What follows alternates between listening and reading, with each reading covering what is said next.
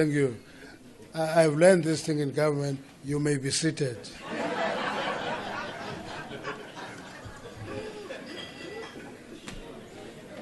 Abantu bahulumeni abahlali phansi bengatshelwanga. Program Director Dr. Mkhize, I was asking my question. Kodwa bodwa kwaMkhize yeah.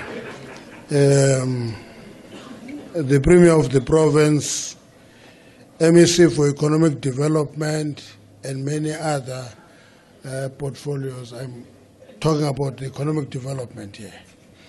And all the MECs of KZN, the district mayor, and other district mayors from other district and local mayors. Nama councillor khoyo apha. Amakhosi ngosiqhelisa usibikela pha usuku babesilapha. Ayo trespass. Simenyiwe. Nawonke amakhosi akhoyo. Captains of the industry. When I understand captains of the industry, they are big and small. They're old and emerging. They're all captains of the industry.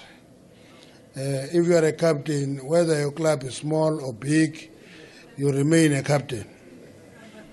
The unions that are here, I would imagine that unions have been invited.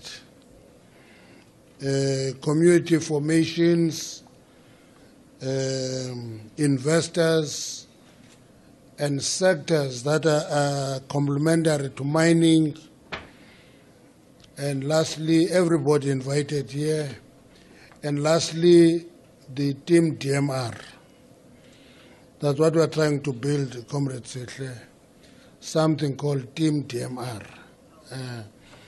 The Team DMR, we're trying to force it to understand that it is only a team when we work together. Nobody focuses on the small unit in the department and ignore other things. Everybody must know everything and anything. I'm quite happy to be here. When I was asked to come here, you see in government you have advisors, you have chiefs of staff, you have many people around you. And they wanted to write a long speech for me. And I said, no, I'm going to an Indaba. So I'm going to participate in a conversation about mining. And that's what I'm going to do. You see, mining is a curse and a blessing.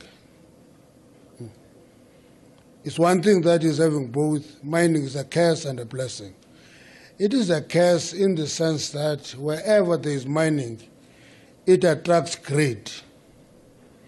And that greed translates into conflicts. Everybody in a mining area thinks that everything must be given to me alone. That is the curse of mining. When people fight for that small-scale mine and that small-scale mine, don't think that it is unique to your area. It is the nature of the industry, the curse of mining. It is a blessing because it presents an opportunity to many people to prosper. When I went to the department, one of the things I applied my mind to KZN was the processing of mining licenses. And I found a big backlog. And I asked the department, why is there a big backlog in processing the mining licenses? This, that. And I discovered, Uguti, there is this backlog because people are having interest. They want to delay this so that at the last moment I squeeze in my preferred bidder and give that mining. And I said, that is going to stop. Now, once you have backlogs, you are delaying creation of wealthy black people. I'm a strange communist, Comrade Temba, in that I don't fall sick when I see a wealthy black person.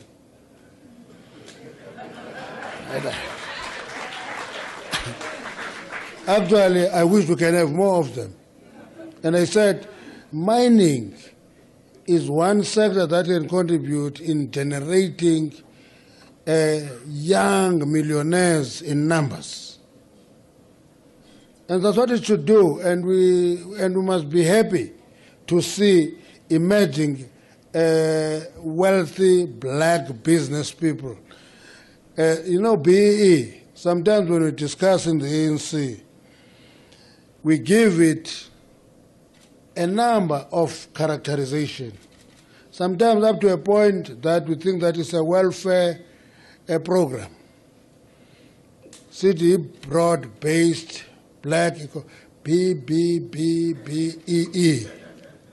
There's a fuzzy idea in our eyes that we're busy managing a social welfare program. BEE is a program to create black capitalists. That's what it's all about. And we must not be ashamed of creating these black capitalists. Now, and I normally like to put that up front because this thing of putting BEE in fuzzy terms as if it is some socialist program is a program to build black capitalists in South Africa. That's why it will refer to deracialization of the economy. Because there are many white capitalists. We must generate sufficient black capitalists so that there is a balance in the economy. That's what it is. Otherwise, we'll be dominated, we'll accuse one another, we'll be captured, we'll be doing this because economically we have no power. The economic power is in somebody else's hands. That's what it is. Now, in mining, when we came there, I want to explain what Kuzen was raising here of the rulement on once empowered, always empowered. I said on this matter, my preference is to resolve the matter. And we can resolve the matter, but we'll appeal it because it's quite a badly written judgment. What we're appealing is the badly written judgment. But ultimately, what should come to the charter should be determined by us in the sector debating. And every time I was asked about this, I said there are two extreme situations in the industry. Where I become a BE partner, once the company that takes me as a BE partner complies, the share price goes up immediately. Once the share price goes up immediately, I sell every share. Anybody who wants to buy it must take it, and I cash the shares and run away. I said that is irresponsible on the part of the black partner, because this black partner treats mining for speculation. And I'm saying we must not be soft on that, because mining is a long-haul industry. It's not a short-term industry that you can, if you want quick cash, please don't go to mining. Go to something else, and then you can make quick cash. Mining means you must throw money at it and throw another money and throw another money, and in the long term, it will give you returns. You see now, you put billions in sinking a shaft before you mine the deposit. So we can't afford speculators in the industry. And that includes black partners in the industry. They must not speculate, they must be in there for a long haul. Lock themselves in. They must not be told by law to lock in for 10 years. They must want to stay there permanently and create wealth in mining. That is one extreme. The second extreme is the extreme of mining companies having these partners at a point elbow the partner out. You can't continue being empowered if you elbow your partner out. To me, those are the two extremes that we must deal with, and the wording we must find to deal with that issue. Now, I'm not dealing with the litigation part, I'm dealing with the practical part of dealing with the industry. Litigation will go, we'll appeal that and all that, but we must get a formula, and we said we must force the industry to agree to a formulation, and we go to that same court and say, make this formulation a court order. And that's what we're going to do. Now, having said that, I think we must appreciate that mining is an economic sector. You know, I've been in government for 50 days now, almost 50 days. Today is exactly 50 days today. Now, I'm not counting the days because I'm a convert to the 100 days first. No, that's not the issue. To me, I like quantifying the work I'm doing. That's all. Not in 100 days. I want to quantify it in 365 days. I want to quantify it in 3 years. I want to quantify the work I'm doing all the time. Now, in that 50 days, I've come across a number of things. And I discovered, to my shock, that sitting in Luthuli House, you imagine many of the things. You just imagine them. And they have become a reality. Yeah, and they become a reality in your mind. You are in Luthuli House. And so you call a minister gives you a very high-level briefing on the matter, and you think that you understand the issue. Now you go there, you discover that, but hi, man, this is not what we're talking about. This is not what we're talking about. The first thing is government departments should be effective. You know, there's a term that I have come across more regular in the 50 days than any time before, called capacity. Capacity. Do we have the capacity? And I'm doing my own assessment of the capacity in DMR. Team DMR is here. They know I sit with them regularly and ask them all the difficult questions. And my conclusion is, every time we talk about capacity, we talk about numbers. How many people do we have? We don't talk about capabilities. What capabilities do we have? And as a result of that, you kill and demoralize an army of young graduates and professionals who are seen as no capacity when they are actually capacity if they are given the exposure and time to do certain things. We were consulting communities about this charter. What is your problem with the charter? Because we're focusing on two areas. We're focusing on transformation. We're focusing on a competitive mining industry. Now, we're asking communities, what are you unhappy about? We're going to come here in case that we must find a venue that will be accessible to all mining areas.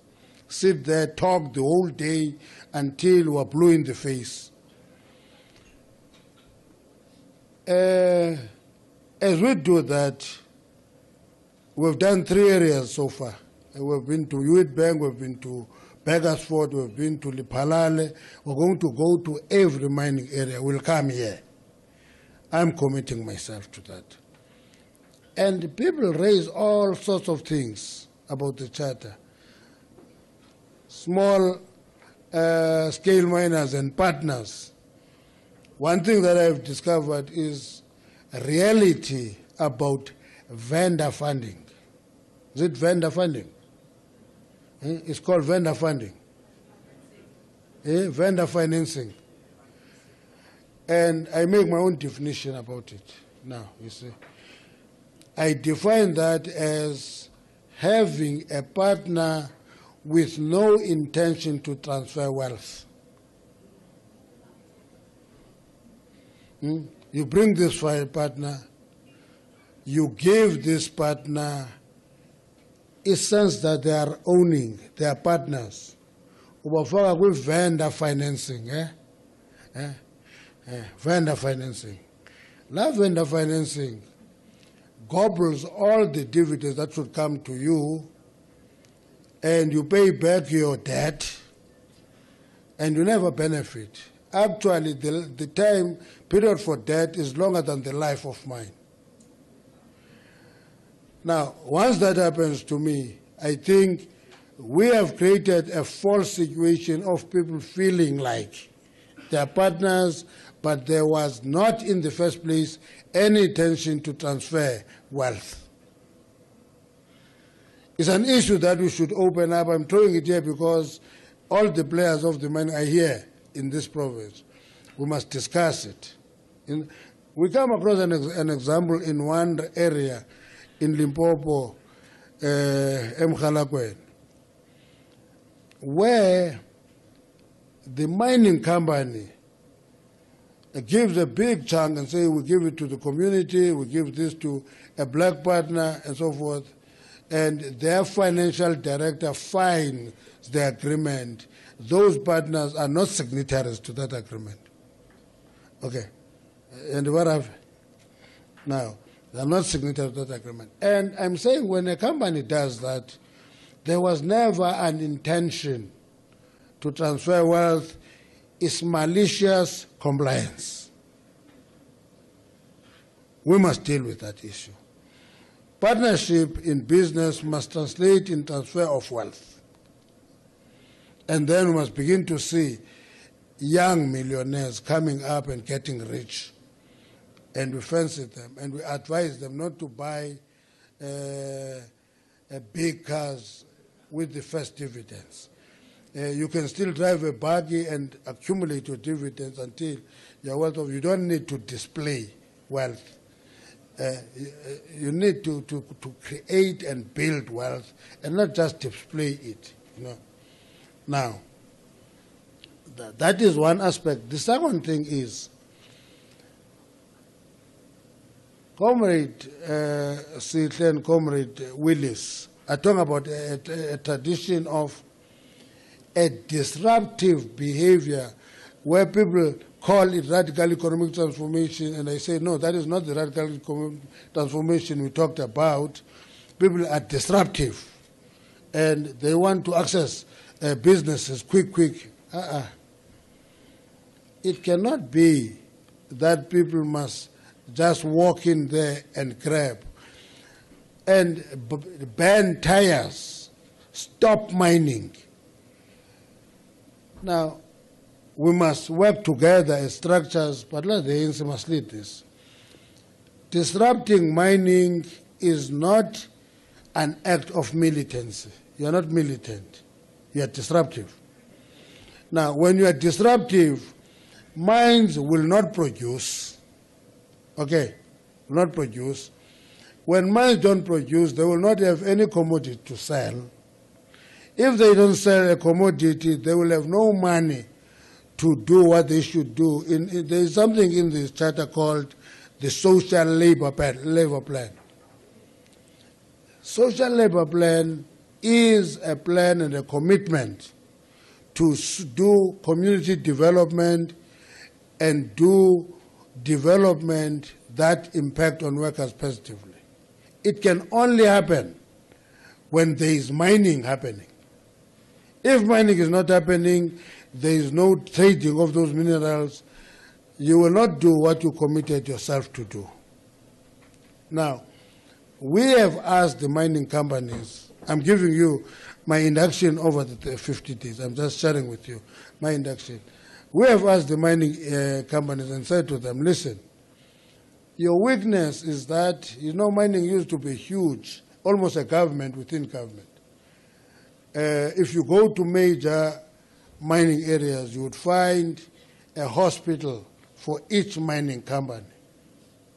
I would imagine here there used to be some hospital for Kilbachen, someone for Fried Coronation, another small hospital for Hlobane, another one for DNC, Danakol, and another one for Utrecht. That's the behavior of mining. Mining must be persuaded to appreciate that pooling resources makes better impact. Now, if we have SLP, we must convey SLPs of those areas, since pull it together in local government and in developing its IDPs, must take into account what is in the SLPs and make it its business to appreciate that the SLPs should complement IDPs at local government level. Otherwise, you are going to go to an area, a local government take decision to build a multi-purpose center. Nekamba build a multi-purpose center. Then you have two multi-purpose centers where you need one. Instead of directing those resources to something different, you are having same things all over.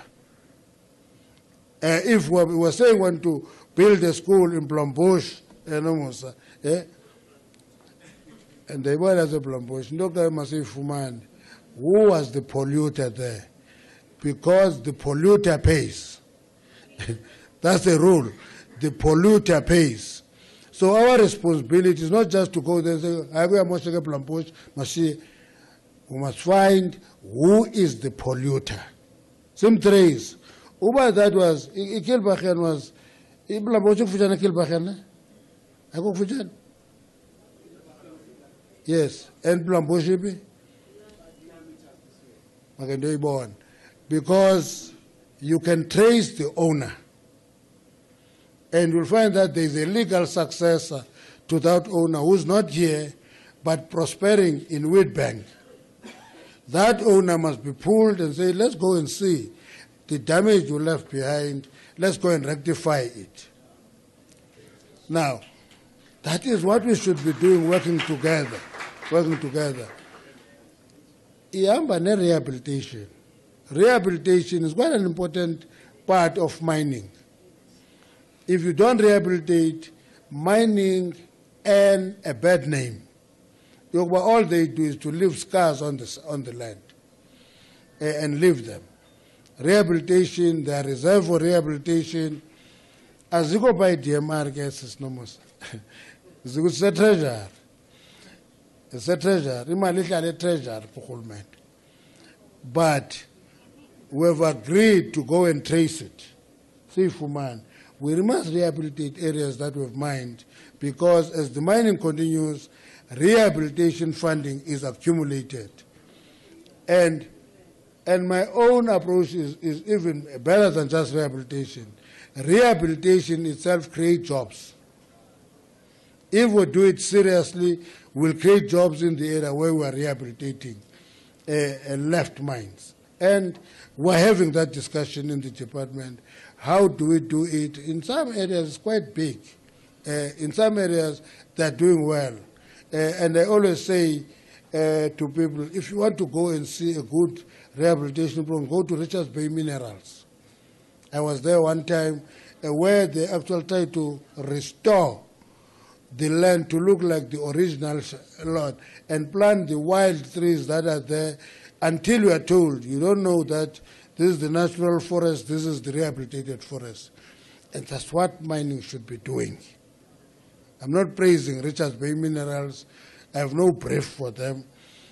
But I went there once, I loved it. And I said, this is the kind of rehabilitation that we should have, trying to restore the land to look like its original shape and look. Now, something called pollution. The village environment, MEC, pollution is something that we should look into. We must not pollute rivers, we must pollute not the environment. But we must also be realistic and understand that mining pollutes. Okay. Now, what is it? I don't know if we remember that at one point we had a conference here in South Africa, which was international, on sustainable development. Gave us a formulation that try to balance development and environment. Remember that you have benefits today, but don't destroy benefits for future generations. How you do that is a function of discussion and engagement at local level. And sometimes we make it a company issue or a government issue. That is one thing that we should begin to preach. Mining involves government, it involves owners, it involves workers, it involves communities. Now, there was an amount set aside for communities and ESOPs for workers. The industry must consider this. It can't be through vendor financing. There must be a chunk of that money that is for free. Now, free carry. Now, I said when I was discussing, no, it's not a free carry. It's an employer buying shares for his employees. It's not a free carry. It's an employer buying shares for his employees, because it is these employees who convert the investment into wealth. So we must not give it a strange name, CBC free carry, if you Father Christmas. No, it's not Father Christmas. It's an employer buying shares for his employees. Simple. And therefore, you must not be ashamed of doing that. And you are buying shares for a community where you are mining. So it's not a free carry. It's a contribution of the employer to people who are impacted directly by mining. Now, one CEO said to me, why don't we rather have profit sharing schemes? Now, I had to take this CEO through basic lessons. I like teaching people about things I don't know. I enjoy that. I enjoy that more. I enjoy that more. I said to this CEO, no, that is a fallacy. You buy ESOPs for workers. You're buying shares for your employees. They are part owners. And I said, don't stop there. Make them sit in your board. They must have a representative in the board. I sat in boards when I was in the NUM. I was in Samango. I was in ESCOM. We're trying to test this thing. It didn't work out well. I can tell you the stories. But it was worth trying. It was worth trying. It was worth trying. Let them sit in the board. They understand the decisions. They can report on an ongoing basis on strategic decisions. Now, if you allow them to be in the board, it's not just them sitting in the board, you are also committing them to the company. And I told this CEO, I said, this is an approach whose origin is in the Nordic countries. It is the essence of court determination system of social democracy in Nordic countries. And that's why if you talk Volvo, workers are involved, they love Volvo, they own the product, they take ownership and pride on a Volvo. If you take all the German cars, whether it is Mercedes or Audi or Volkswagen, same thing happens. Those workers take ownership and pride on that brand. It's their brand. Because they're given shares, they're sitting in boards, and they are part of the company fully. And I'm putting this, company must think careful about this. It may not be a huge amount, but it's not a free carry. It's shares for the workers, ESOPs, and shares for communities. But part of those, even if you're going to give the rest, if vendor financing, you can have, but at least they have one that is paid out by the employer where they at least receive cash in terms of dividends, when dividends are declared. Now, an industry that is competitive, you know, there is an institution that is doing e-rating of mining countries.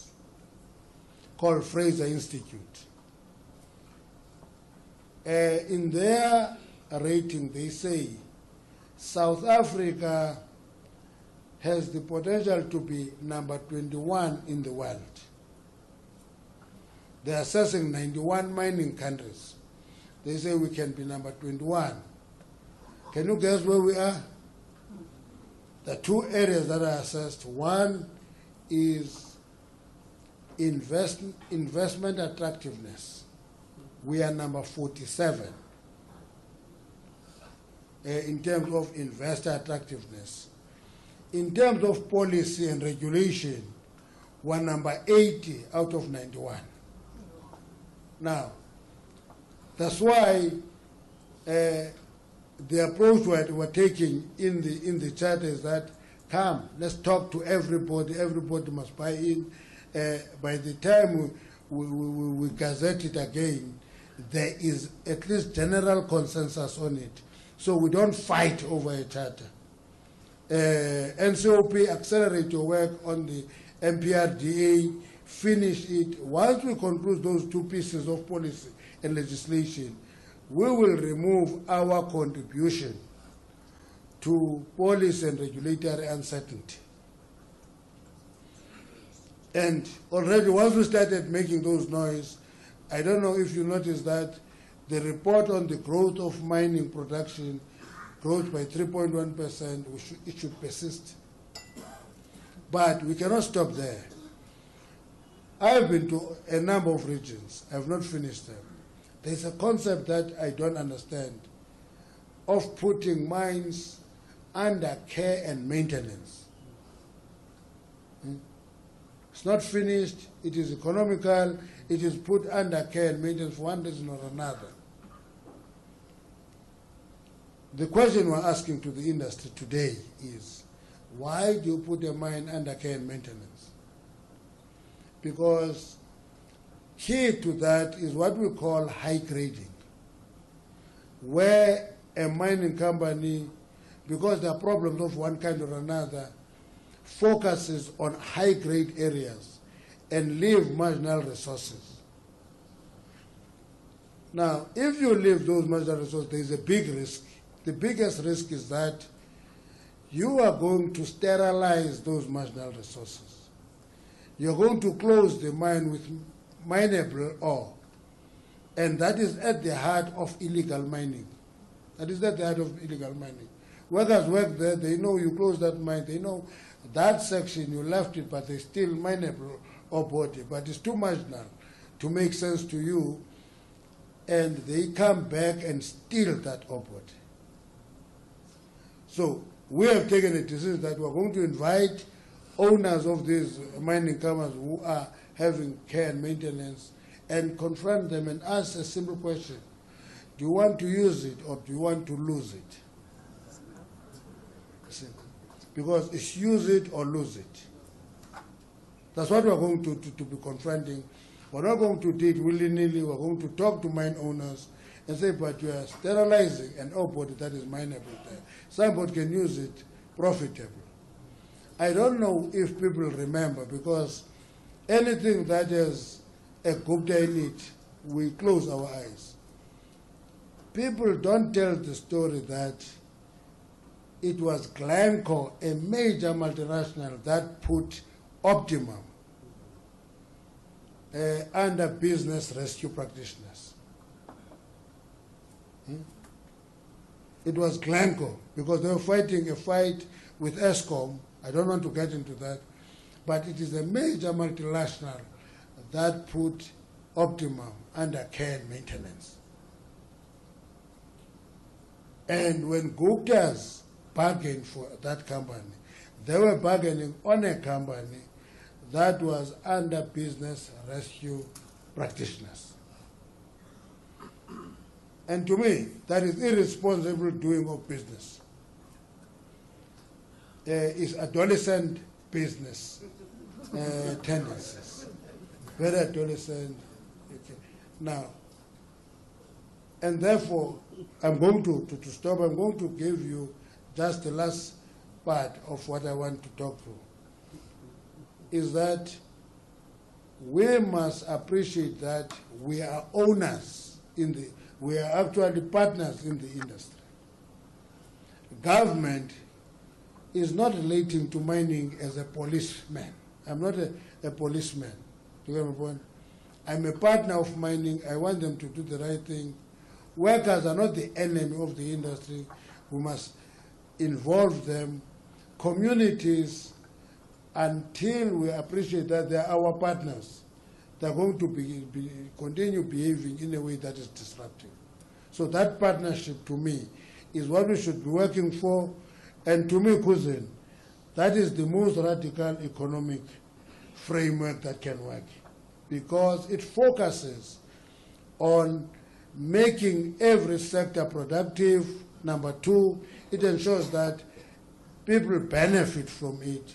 Number three, it involves everybody and they become part of that sector. So they're not waiting for dishing out and being given presents and favors. They are part of it. When it is in trouble, when we say mining is an industry in distress, we must all understand what is kind of this distress. It must not be just the owners who know what the distress is. We must all know it's in distress and be able to say, when I'm making the hey, and let's do something. At one time in 1997, we signed what is called profit-linked increases.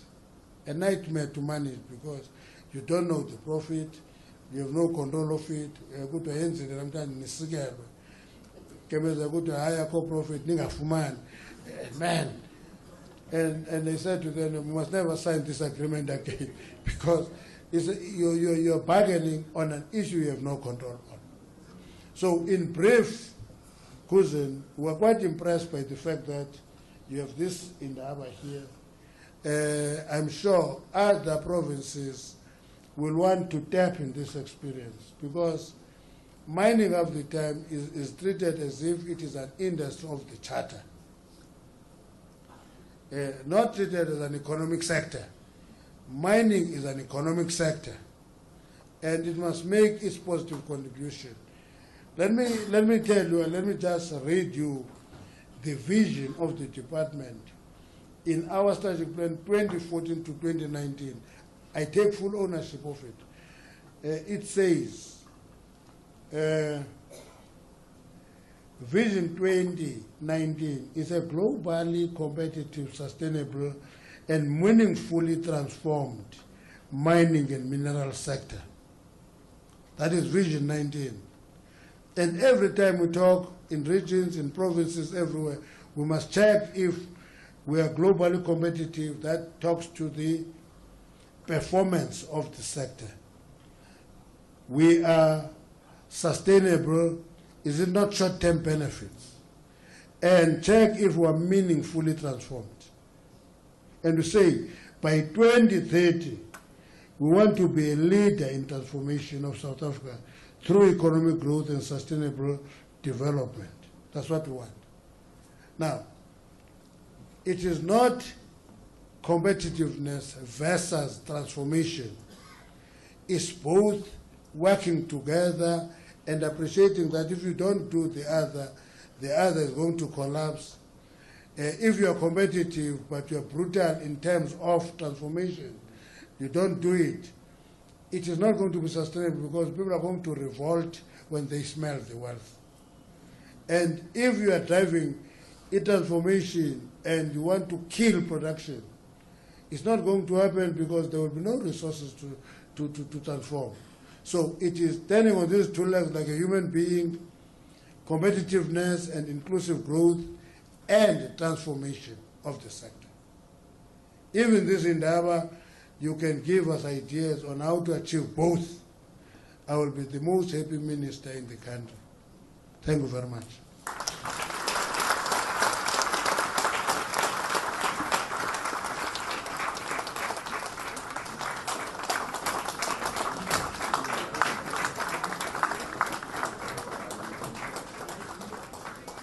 Ngizolilwela Izwela Ngizolilwela Izwela Ngizolilwela bo Izwela Yo yo izwela me, izwela me, izwela me, izwela me.